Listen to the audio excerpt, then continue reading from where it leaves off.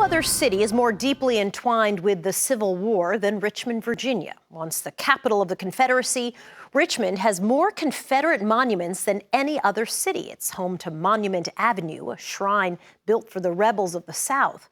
Well, now the city is trying to reconcile its past. The mayor wants the monuments removed, and he created a commission to help advise him on the future of the statues.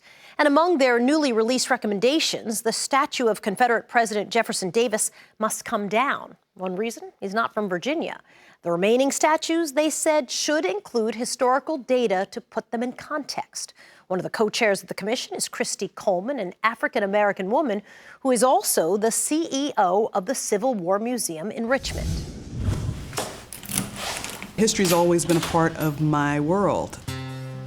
My parents exposed us to it. We used to spend weekends at the Smithsonian when we lived in Washington. And then, of course, we moved to Williamsburg, Virginia, and history was all around us. One summer, I auditioned for a street actor job at the historic area, and that started this journey. Realistically, number one, there aren't very many women that do Civil War, and there certainly weren't women of color. It's been 10 years since I've been at the helm, but when I first got here, that was, I think, one of the headlines. African-American woman takes over Civil War Museum. I said, okay, here we go. Here we go. We wanted to elicit a response. We wanted people to see something that would strike them to their core. Whether that is anger, whether that is confusion or chaos or rage, we wanted that in there. This war is not as simple as people would like to make it. And that's the part for me that I've grown to appreciate in ways I did not when I first came through the doors. One of the narratives at its core is this idea that somehow freedom was given versus earned. The North went to war to free the slaves.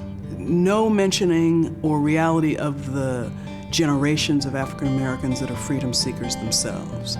No mention of the fact that 180,000 plus African American men, many of whom were formerly enslaved, take up arms themselves. The other one that we have to deal with is this idea of noble cause. And we have to remember there was a draft for both sides of the war at one point. And so this idea that everyone in the South were ardent Confederates is absolutely foolishness. We want our visitors to really understand that the Civil War, number one, wasn't inevitable, and there were no real turning points. It was 4 years of absolute chaos.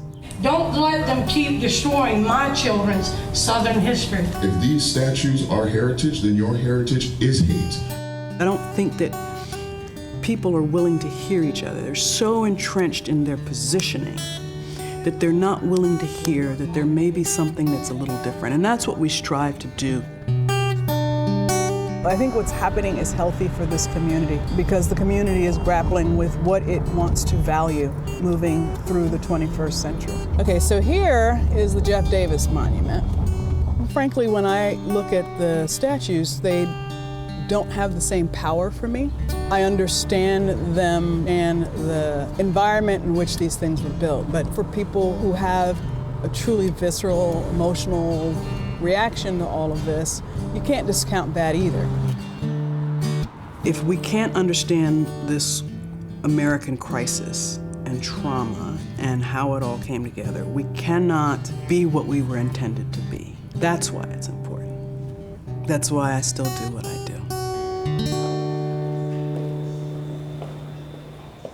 Despite the recommendations from the commission, current state law does not allow cities to remove war memorials. After the rally in Charlottesville, the state's General Assembly rejected bills that would have given cities control over the fate of their Confederate statues.